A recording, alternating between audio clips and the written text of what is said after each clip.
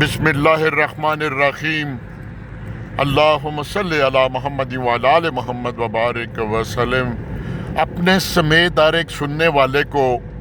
ایک سبق آموز، نصیحت آموز پیغام۔ دیکھیں، ایک انسان کے اندر جو شعوری طور پر لاشعوری طور پر جیلس پن ہوتا ہے، کسی کو دیکھ کر، کسی کو آگے بڑھتے ہوئے دیکھ کر، کسی کی اچھی چیز کو دیکھ کر، یہاں تک کہ کسی کی عبادت کو دیکھ کر نیچرلی ایک جیلس پن ہوتا ہے کہ یار یہ کچھ میرے پاس بھی ہوتا، یا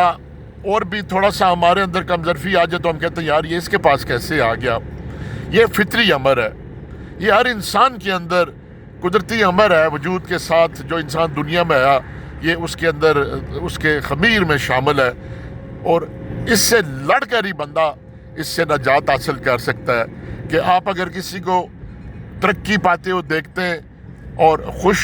حال دیکھتے ہیں تو آپ کے اندر ایک بغض آئے گا، کینہ آئے گا، جیلس پن آئے گا۔ اب آپ نے اس کے خلاف جنگ کرنی ہے، اس کے خلاف جنگ کرنی ہے، اس سے لڑنا ہے۔ اگر ایسے تصورات آ رہے، ایسے خیالات آ رہے تو آپ اس سے جنگ کیجئے،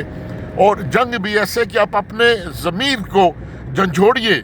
اپنے دماغ کو سوال اور جواب دیجئے کہ بھائی میں کیوں جل رہا ہوں، بلکہ دل میں دعا کریں کہ یا اللہ میں کسی کی خوشی کو دیکھ کر جلنے سے پناہ مانگتا ہوں، جیلس پنی سے پناہ مانگتا ہوں۔ یا اللہ اس کو